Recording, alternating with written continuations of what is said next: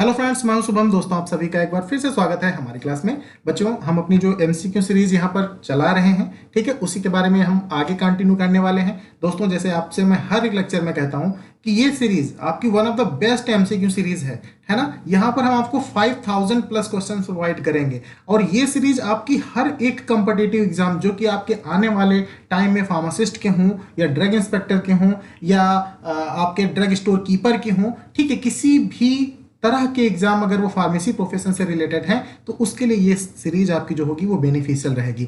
यहाँ पर हम आपको one of the best explanation provide कर रहे हैं। हर एक क्वेश्चन को उनके चारों ऑप्शन के साथ डिस्कस करते हैं और रिलेटेबल जितने भी एमसीक्यूज उससे बन सकते हैं उनको हम आपको बताते हैं। ठीक है, तो स्टार्ट करते हैं बिना किसी देरी के। आपका 41 नंबर क्वेश्चन है, इसके पहले हम 40 डिस्कस कर चुके हैं।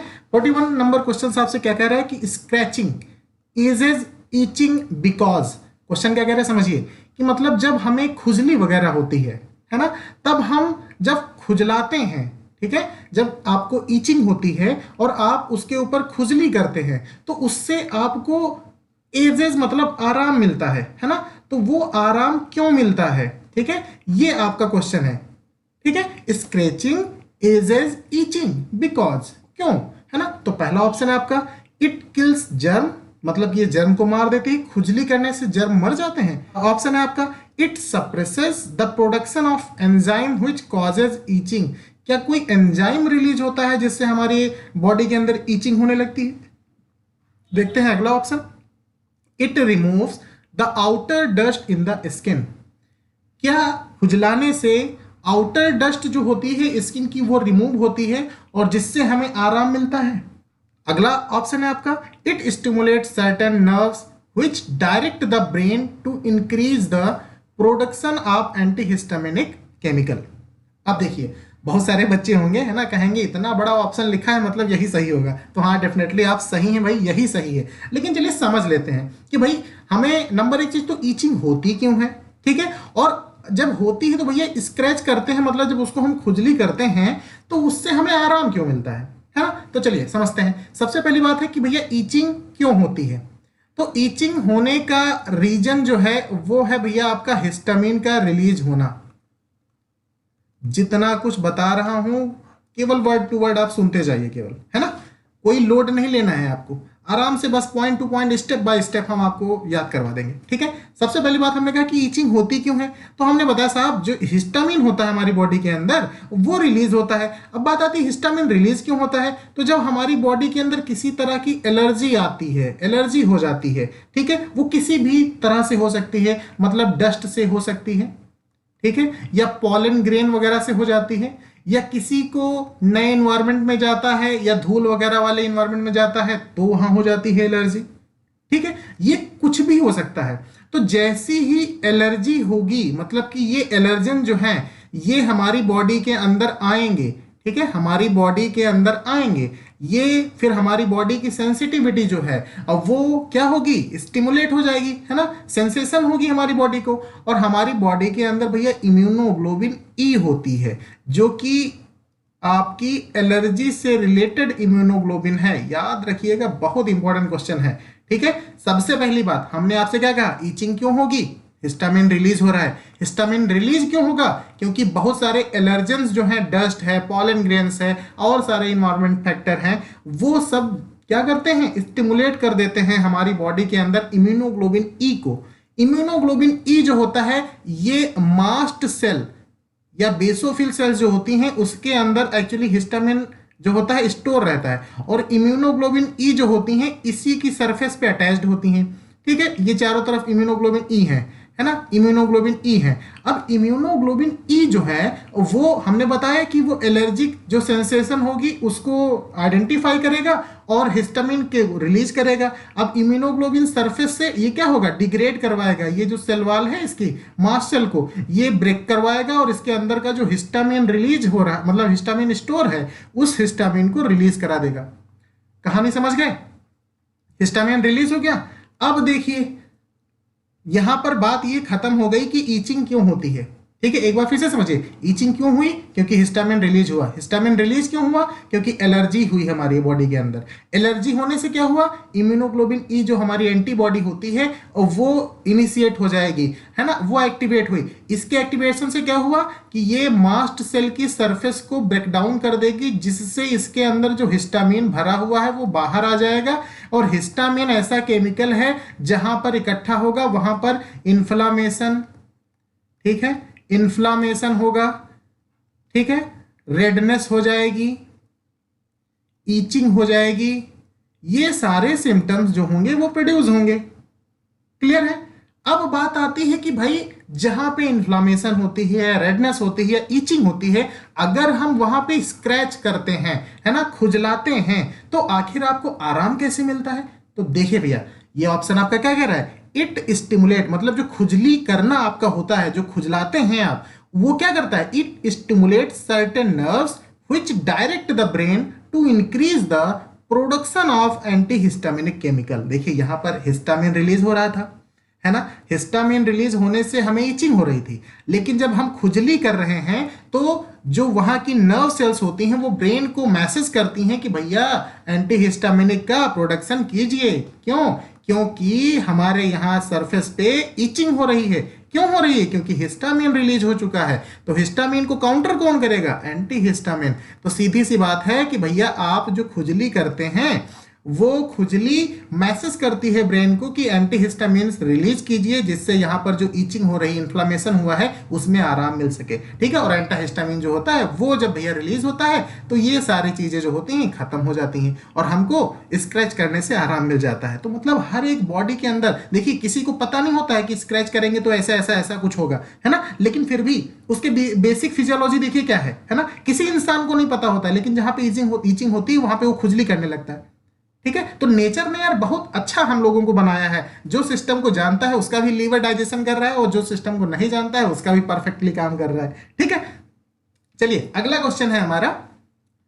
अच्छा चलिए, हिस्टामिनिक एगोनिस्ट से तो हमारा खैर ज्यादा कोई मतलब नहीं है ना, यहां पर हम एंटागोनिस्ट जो एंटी हिस्टामिनिक है उनको हम यहां पढ़ लेते हैं थोड़ा। ठीक है, तो ये भैया फर्स्ट जनरेशन में हाईली सेडेटिव, मॉडरेटली सेडेटिव और माइल्डली सेडेटिव। ठीक है, सेकेंड जनरेशन ये आपकी हो जाएंगी। अब देखिए फर्स्ट जनरेशन जो है हमारी, ये सबसे ज्यादा सेडेशन कॉज करती हैं, इसलिए हमको सेकेंड जनरेशन या एडवांस क्लास की एंटी हिस्टामिनिक ड्रग की जरूरत पड़ी। ठीक है, ये बहुत इंपॉर्टेंट है भैया, है ना। तो इसको आप याद कैसे करेंगे? दीदी का पारा हाई, है ना, कैसे याद करेंगे?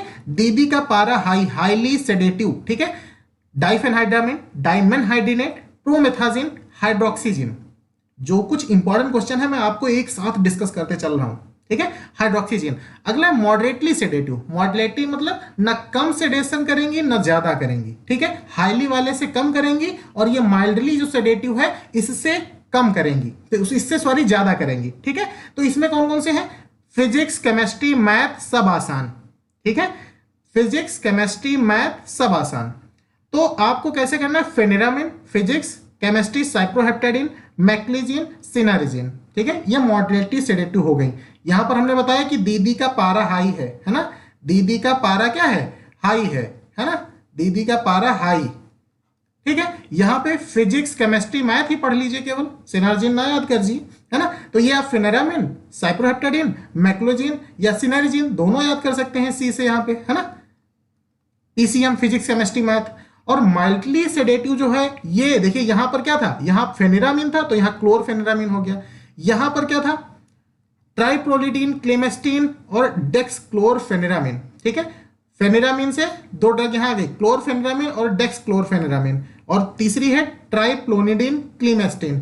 ठीक है, तो ये याद कर लेना। ठीक है, अब सेकेंड जनरेशन जो है आपकी, जो कि नॉन सेडेटिंग है, मतलब बिल्कुल भी सेडेशन यहां पर नहीं होता है। ठीक है, तो इसमें कौन सी ड्रग है आपकी? Fexofenadine, loratadine, desloratadine, cetirizine, levocetirizine, azelastine, mizolastine, ebastine. ठीक है, the gland which in relation to body size is largest at birth and then gradually shrinks after puberty. मतलब आपसे पूछा जा रहा है कि भैया कुछ आपकी बॉडी के अंदर एक ऐसी ग्लैंड होती है जो जब आप जन्म लेते हैं तब तो वो लार्जेस्ट होती है, लेकिन जब आप बड़े होते हैं तो ये श्रिंक करती जाती है, मतलब प्यूबर्टी स्टेज जैसे जैसे आती जाती है ये छोटी होती जाती है। पहले बड़ी थी, आप जैसे जैसे बड़े होते जा रहे हैं ये भैया छोटी होती जा रही है ना, ये छोटी होती जा रही है। तो वो कौन सी ग्लैंड है? तो पहला ऑप्शन है आपका थायराइड ग्लैंड, दूसरा ऑप्शन है पिट्यूटरी ग्लैंड, तीसरा ऑप्शन है थाइमस और चौथा ऑप्शन है एड्रिनल। तो भैया यहाँ पर आपका करेक्ट ऑप्शन हो जाएगा थाइमस ग्लैंड। ठीक है, थाइमस ग्लैंड जो होती है जिसके अंदर हमारी जो टी लिम्फोसाइट सेल्स होती हैं उसका मैच्योरेशन होता है।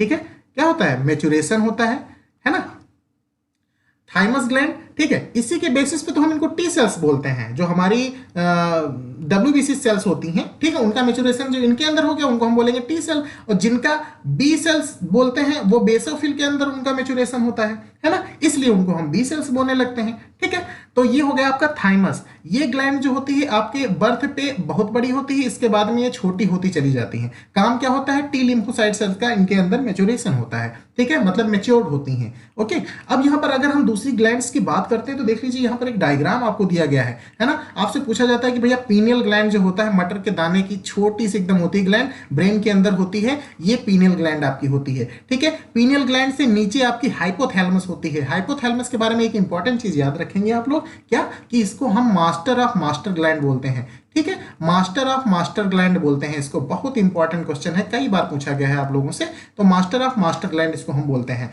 ठीक है, पिट्यूटरी ग्लैंड को हम भैया मास्टर ग्लैंड बोलते हैं। क्या बोलते हैं? मास्टर ग्लैंड बोलते हैं। अब यहां मतलब आपको समझ में आ रहा होगा कि हाइपोथैलेमस जो है वो पिट्यूटरी को रेगुलेट करता है, इसलिए पिट्यूटरी को हम मास्टर ग्लैंड बोलते हैं, और चूंकि मास्टर को हमारे रेगुलेट कर रहा है हाइपोथैलेमस, इसलिए इसको हम मास्टर ऑफ मास्टर ग्लैंड बोल देते हैं। है ना, कोई कंफ्यूजन नहीं है। थायराइड ग्लैंड, अरे भैया आपके गले में पाई जाती है, जिसके अगर इन्फ्लामेशन वगैरह हो जाता है या किसी चीज की कमी, मतलब आयोडीन की कमी अगर हो जाती है तो आपको घेंघा रोग हो जाता होगा, है ना, देखा होगा आपने कि गले में जो है आपका गला सूज जाता है, गलगंड रोग हो जाता है। ठीक है, अगली है आपकी थाइमस, जिसके बारे में हमने बात किया है ना, ये थाइमस ग्लैंड आपकी यहां पर होती है। ठीक है, अब हम बात करते हैं पैनक्रियाज आपका कहाँ है। देख लीजिए ये पैनक्रियाज यहां पर आपका है ना, ये पैनक्रियाज है। और पैनक्रियाज के बारे में अगर इंपॉर्टेंट चीज की हम बात करें तो क्या, ये भैया आपका मिक्स ग्लैंड है ना, मतलब कि यहां से इंडोक्राइन और एक्सोक्राइन दोनों काम होते हैं। एक्सोक्राइन में क्या होता है? पैनक्रियाटिक जूस, यार आपने पढ़ा होगा, है ना, जो कि डाइजेशन में हेल्प करता है। और एंडोक्राइन में बहुत इंपॉर्टेंट क्या भैया, यहाँ पे आपका इंसुलिन जो है, ग्लूकागॉन जो है, इंसुलिन और ग्लूकागॉन जैसे हार्मोन्स की सेक्रेशन होता है। इंसुलिन का सेक्रेशन बीटा सेल से होता है, ग्लूकागॉन का सेक्रेशन अल्फा सेल से होता है। ठीक है, इंसुलिन के लिए एक इंपॉर्टेंट क्वेश्चन यहां पर आ जाता है कि इंसुलिन के अंदर कितने अमीनो एसिड्स होते हैं, तो 51 अमीनो एसिड्स होते हैं। कई बार क्वेश्चन पूछा गया है, ये भी इंपॉर्टेंट, ये भी इंपॉर्टेंट, ये भी इंपॉर्टेंट, और आपका ये मिक्स ग्लैंड है आपकी, ये भी इंपॉर्टेंट। ठीक है, और पैनक्रियाज कहां पर होता है ये भी इंपॉर्टेंट। तो 51 अमीनो एसिड, इसमें दो चेन होती हैं, एक ए चेन होती है, एक बी चेन होती है। ए चेन के अंदर 21 अमीनो एसिड होता है और बी चेन के अंदर 30 अमीनो एसिड होते हैं। ठीक है भैया, याद रखना ए चेन के अंदर कितने, बी चेन के अंदर कितने। ठीक है, कमेंट सेक्शन में जरूर कमेंट कीजिएगा, है ना, एक बार याद कर लेंगे तो आपको बहुत अच्छा लगेगा। आगे क्वेश्चन जैसे ही आपको मिलेगा तुरंत आप कर देंगे इसको, है ना। आगे आपकी जो ग्लैंड्स हैं देख लीजिए, एड्रिनल ग्लैंड की पोजीशन क्या होती है, किडनी के ऊपर, है ना, ये जो छोटी छोटी रखी है दोनों तरफ। ठीक है, ये एड्रिनल ग्लैंड होती है हमारी, एड्रिनलिन वालिन का सिक्रेशन करती है। ठीक है, ये किडनी है हमारी। अब यहाँ पर देख लेते हैं टेस्टिस, ये टेस्टिस बनी हुई है, तो टेस्टिस जो है हमारा मेल सेक्स वो होता है, मेल सेक्स हार्मोन्स यहाँ से सेक्रेट होते हैं। ठीक है, और ओवरीज वगैरह से फीमेल के अंदर पाई जाती हैं, तो यहां से भैया डिफरेंट जो हमारे फीमेल सेक्स हार्मोन्स होते हैं वो सेक्रेट होते हैं। ठीक है, आगे देखते हैं, चलिए एंडोक्राइन ग्लैंड में अगर थोड़ा सा आगे और देखा जाए तो यो थायराइड ग्लैंड, अगर यहां पर हम थायराइड ग्लैंड की बात करते हैं, देखिए भैया thyroid gland is a gland found in the front of your neck, neck के फ्रंट पे पाई जा रही है। देखो यहां पर, ये देखिए हमने बताया था ये थायराइड ग्लैंड है आपकी, है ना, नेक के फ्रंट पे पाई जाती है। पोजीशन क्या है, नेक के फ्रंट पे पाई जाती है। Hormones made in your thyroid influence are, कौन कौन से हार्मोन्स होते हैं, मतलब फंक्शन क्या करते हैं, और हार्मोन्स कौन कौन से होते हैं, तो देख लेते हैं भैया। यहां पर यार ये चला गया है ना, चलिए हम बता देते हैं आपको कौन कौन से होते हैं। T3 होता है, T4 होता है, ट्राई आइडोथायरोनिन और थायरोक्सिन। ठीक है, दो ये हार्मोन्स यहाँ से रिलीज होते हैं। अगर इनकी कमी वगैरह हो जाती है तो भैया कहते हैं ना कि थायराइड हो गई है ना, तो थायराइड में दो तरह की कंडीशंस होती हैं, या तो हाइपोथायरॉयडिज्म होगी और या तो हाइपरथायरॉयडिज्म होगी, है ना, ये दो कंडीशंस आपकी होती हैं। अब यहाँ पर काम क्या होता है, जो हमारा थायराइड हार्मोन्स है ये भैया मेटाबॉलिज्म में पार्टिसिपेट करता है, मतलब बीएमआर बेसिक मेटाबॉलिज्म रेट जो होता है उसको बैलेंस करता है कौन, थायराइड ग्लैंड, है ना। तो मोटापा वगैरह बढ़ने लगता है अगर थायराइड इम्बैलेंस हो जाता है, ठीक है। एनर्जी लेवल्स मेंटेन करता है, बॉडी टेम्परेचर, कैल्शियम लेवल्स, ये सब मेंटेन करता है। अच्छा चलिए, हर एक क्लास की तरह आपका एक होमवर्क रहेगा, आपको बताना है कि जो कैल्शियम लेवल के ऊपर हमारा थायराइड हार्मोन्स होता है वो कैसे इंपैक्ट करता है, ठीक है, और कैल्सिटोनिन एक हमारा यहाँ पर होता है, वो कैसे इंपैक्ट करता है इनके ऊपर, ठीक है। मतलब थायराइड हार्मोन्स कैल्शियम के लेवल को बढ़ाता है, या कैल्सिटोनिन जो होता है ये हमारी बॉडी के अंदर कैल्शियम के लेवल को बढ़ाता है, मतलब ब्लड की यहाँ पर हम बात कर रहे हैं, याद रखना, है ना। ब्लड के अंदर थायरॉक्सिन जो है या थायराइड जो है वो कैल्शियम के लेवल को बढ़ाता है या घटाता है। कैल्सिटोनिन जो होता है वो ब्लड के अंदर कैल्शियम लेवल पर क्या इंपैक्ट करता है, ये आपका होमवर्क है, बहुत इंपॉर्टेंट क्वेश्चन है, ठीक है। अगला क्वेश्चन है आपका, ठीक है। अच्छा चलिए, एड्रिनल ग्लैंड के बारे में हालांकि हमने बता दिया है लेकिन यहाँ पर दिया गया है तो चलिए पढ़ लेते हैं। Your adrenal glands are located above your kidneys, they regulate stress, blood pressure, metabolism. Adrenaline release करता है कॉर्टिसोल से, एल्डोस्टेरॉन, ठीक है, DHEA testosterone in small amount, बाकी जो होता है टेस्टोस्टेरॉन वगैरह टेस्टिस से सेक्रेट होता है ना, ये क्या है हमारा, ये मेल सेक्स हार्मोन्स होता है टेस्टोस्टेरॉन वगैरह, ठीक है। अगला क्वेश्चन है आपका, the hormones responsible for the secretion of milk in the mother is. देखिए यार ये क्वेश्चन रिपीट हो गया अभी आपका, है ना, कल इसको हमने डिस्कस किया था, तो यहाँ पर करेक्ट ऑप्शन हो जाएगा प्रोलैक्टिन। लेकिन यहाँ पर हमने एक चीज आपको बताया था कि भैया जो मिल्क के सेक्रेशन से दो हार्मोन्स हमारे होते हैं जो कि रेगुलेट करते हैं, तो पहला होता है हमारा, अगर हम प्रोलैक्टिन की बात करते हैं, ठीक है, तो प्रोलैक्टिन से हमने बताया था प्रो फॉर प्रोडक्शन, है ना।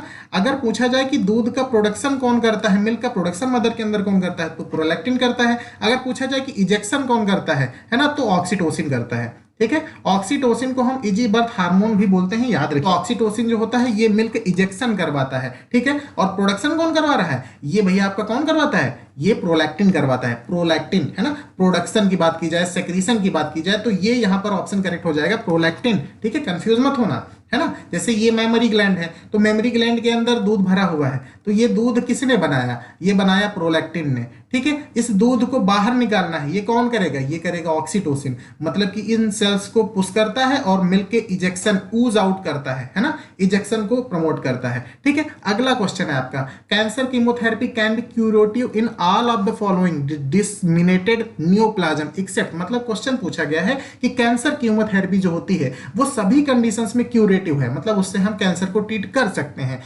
एक्सेप्ट बताना है कि किसमें नहीं कर सकते हैं, ठीक है।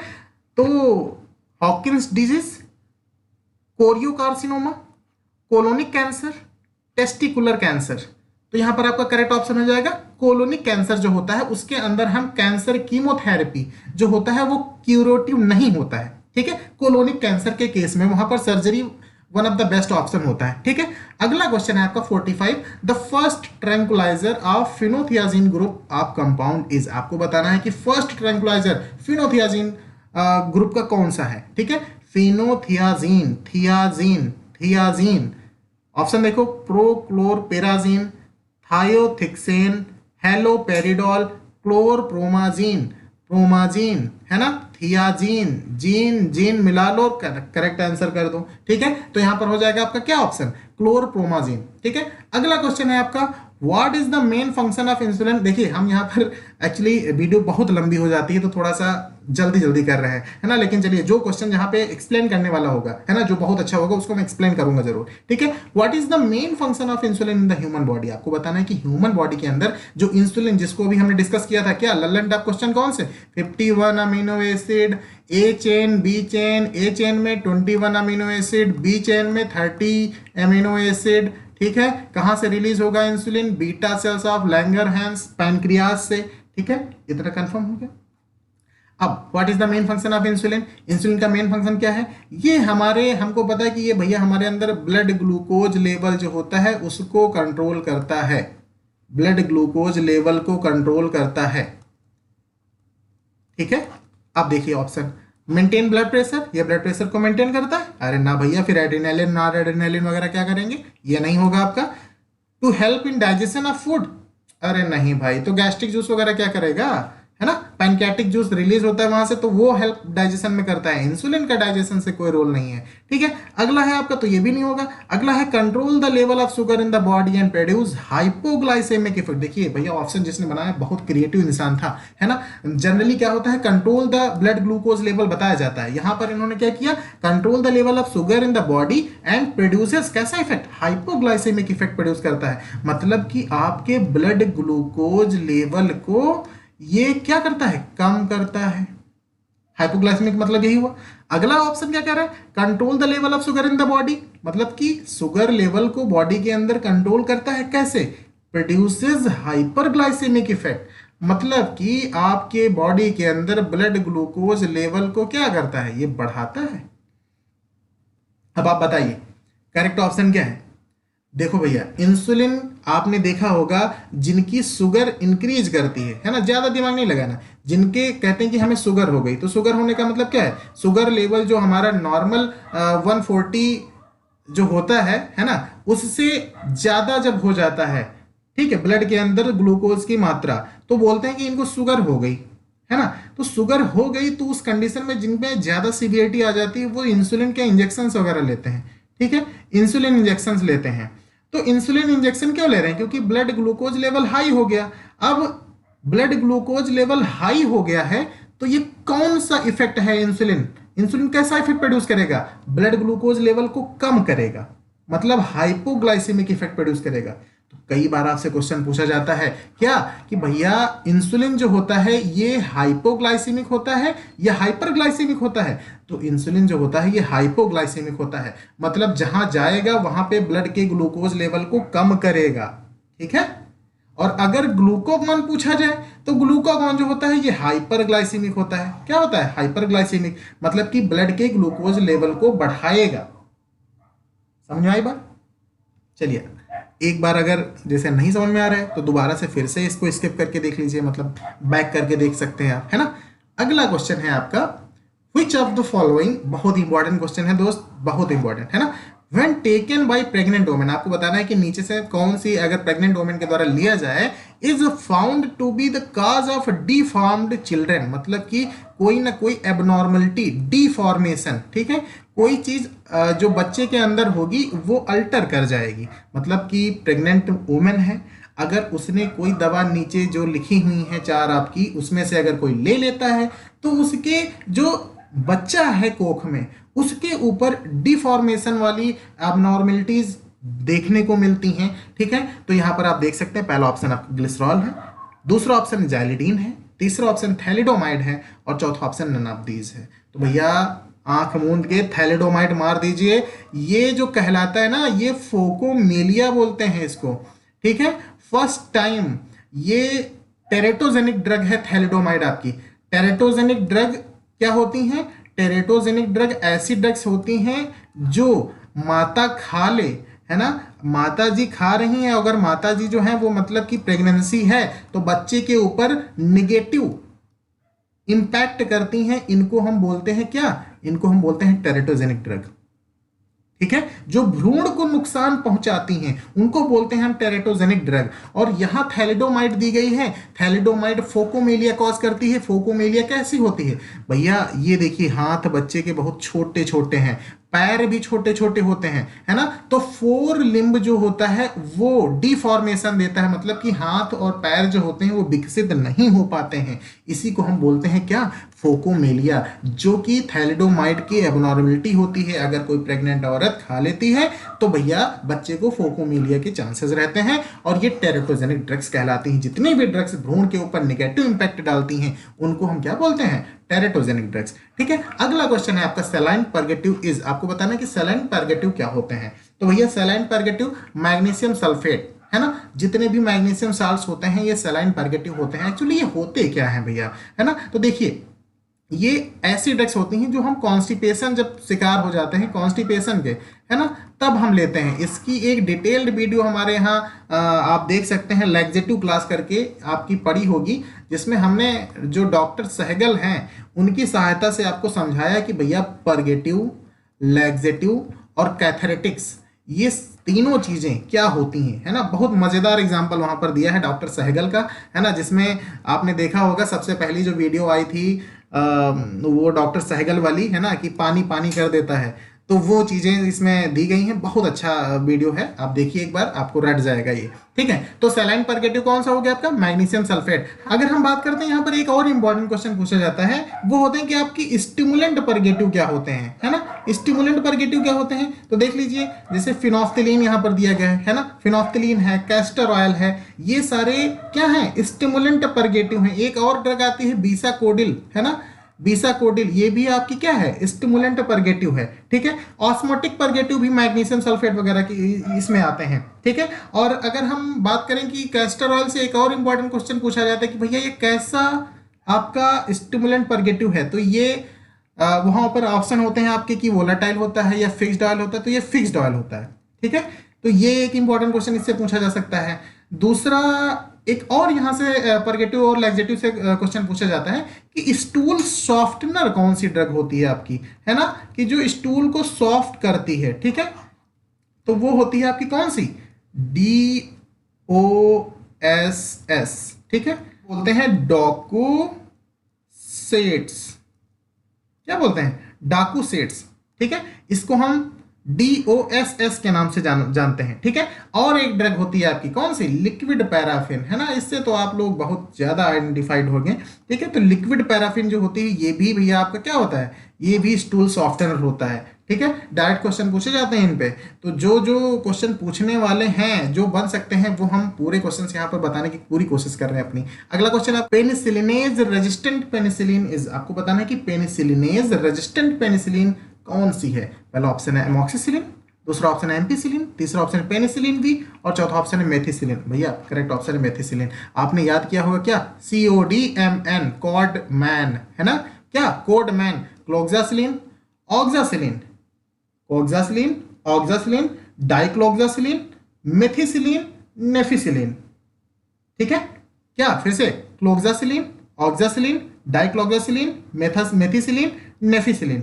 कॉड MN करके हमने याद कर रखा है, आप भी ऐसे ही कॉड मैन करके याद कर सकते हैं, कॉड मैन, ठीक है, कॉड मैन। ये कॉड मैन, ये जितनी ड्रग हैं, जितनी हमने बताया आपको, पांचों ड्रग, पांचों की पांचों ड्रग पेनिसिलिनेज रेजिस्टेंट पेनिसिलिन होती हैं, ठीक है। देखिए भैया, एक यहाँ पर इंपॉर्टेंट सबसे पहला क्वेश्चन पूछा जाता है कि आपकी बेंजाइल पेनिसिलिन जो होती है वो कौन सी ड्रग होती है, तो उसको हम पेनिसिलिन जी बोलते हैं, है ना। पेनिसिलिन जी लिखा जाए या बेंजाइल पेनिसिलिन लिखा जाए, वो एक ही चीज है, ठीक है। एक और इंपॉर्टेंट चीज पूछा जाता है, पेनिसिलिन जी जो होती है ये ड्रग आप चॉइस होती है in the case of syphilis, कई बार क्वेश्चन पूछा गया है, ठीक है, सिफिलिस, सिफिलिस, ठीक है। ट्रिपेनोमा पैलेडियम के द्वारा सिफिलिस होती है, सब इंपॉर्टेंट क्वेश्चन बता रहा हूं आपको, ट्रिपेनोमा पैलेडियम, ठीक है, इससे होती है सिफिलिस, और सिफिलिस की ड्रग आप चॉइस होती है पेनिसिलिन जी। पेनिसिलिन जी जो है ये नेचुरल पेनिसिलिन होती है, सब याद करते जाइए, नेचुरल पेनिसिलिन होती है, ठीक है। अगला क्वेश्चन चलिए डिस्कस करते हैं, बहुत लंबी वीडियो हो जाती है हमारी। अगला क्वेश्चन आपका, BCG vaccine are prepared from the, आपको बताने की BCG वैक्सीन जो होती हैं वो किससे प्रिपेयर की जाती हैं, ठीक है। अब देखिए बहुत सारे बच्चे होंगे माइकोबैक्टीरियम ट्यूबरकुलोसिस मार देंगे, है ना, लेकिन भैया ये गलत है। माइकोबैक्टीरियम ट्यूबरकुलोसिस नहीं होता है, ये माइकोबैक्टीरियम बोविस होता है, ठीक है, ये नहीं होगा आपका, ठीक है, और ये तो होंगे ही नहीं, है ना। तो माइकोबैक्टीरियम बोविस जो होता है उसके स्टेम से हम BCG वैक्सीन को बनाते हैं। BCG वैक्सीन जो है बच्चा, ये आपका लाइव वैक्सीन है, कैसा है, लाइव वैक्सीन है ना। वैक्सीन जो होते हैं वो दो तरह के होते हैं, एक होता है किल्ड, ठीक है, एक होता है किल्ड और एक होता है लाइव, है ना, लिव या एटीन्यूटेड बोला जाता है, क्या बोला जाता है, एटीन्यूटेड। तो ये आपने देखा होगा BCG वैक्सीन जो है आपका, ठीक है, ये लाइव वैक्सीन है आपका, लिव वैक्सीन है ना। इसमें किया क्या जाता है, इसमें जो पैथोजन होता है ना, माइकोबैक्टीरियम बोविस जो है हमारा, इसको हम इसके स्टेम को लेते हैं, ठीक है, और इसकी जो मतलब विरुलेंट प्रॉपर्टी, विरुलेंट का मतलब होता है कि किसी डिजीज को जो पैदा करने की क्षमता है, उस क्षमता को हम यहाँ पे सप्रेस करते हैं, और इतना सप्रेस करते हैं, इतना सप्रेस करते हैं कि वो जिंदा तो है लेकिन भैया क्या है ना, कोई काम नहीं कर सकता, मतलब बीमारी को वो हमारे अंदर प्रोड्यूस नहीं कर सकता है, ठीक है। मतलब ये जिंदा तो है, जो बीसीजी का मतलब ये है आपका माइकोबैक्टीरियम बोविस जो है पैथोजन आपका, ये बैक्टीरिया जिंदा है, लेकिन अब ये बीमारी प्रोड्यूस नहीं कर सकता। क्यों? क्योंकि ये एटीन्यूटेड है। एटीन्यूटेड इस प्रोसेस को बोलते हैं कि जो विरुलेंट प्रॉपर्टी या बैक्टीरिया या वायरस होती है उसको हम इतना सप्रेस कर देते हैं कि वो भैया जिंदा तो रहता है लेकिन अब करने लायक कुछ नहीं बचता है। ठीक है, तो यहाँ पर ये बीमारी प्रोड्यूस करने की क्षमता इसकी होगी नहीं। अब ये जाके हमारी बॉडी के अंदर जो मेमोरी सेल्स होंगी वो इसको पहचान लेंगी, इसके अगेंस्ट में एंटीबॉडी बना देंगी, और जब कभी भी पूरी मतलब हमारी लाइफ में अगर कभी भी हमें बैक्टीरिया का अटैक होगा, माइकोबैक्टीरियम ट्यूबरक्लोसिस का, तो ये तुरंत इसको पहचानती रही होंगी क्योंकि पहले से मेमोरी सेल्स हमारी जानती हैं इसको, क्योंकि हम वैक्सीनेटेड हो चुके हैं। तुरंत ये एंटीबॉडी का फॉर्मेशन करेंगी, एंटीबॉडी का फॉर्मेशन करेंगे और इस माइकोबैक्टीरियम ट्यूबरक्लोसिस को मार भगाएंगी। ये प्रोसेस होती है पूरी आपकी वैक्सीन के पीछे। ठीक है, तो ये होगी आपकी बीसीजी वैक्सीन। अच्छा, MMR मम्स, मीजल्स, रूबेला, ठीक है, और बीसीजी, ठीक है, ये सारी की सारी लाइव वैक्सीन होती हैं। ठीक है, और एक जो ओरल पोलियो वैक्सीन होती है, ओरल पोलियो वैक्सीन, ये भी आपकी लाइव वैक्सीन होती है। ठीक है, लाइव या एटीन्यूटेड। ओके, अब अगर हम बात करें टॉक्साइड में तो एक आपका टेटेनस टॉक्साइड आ जाता है। ठीक है, टेटेनस टॉक्साइड ये टॉक्साइड वाली क्लास में है। ठीक है,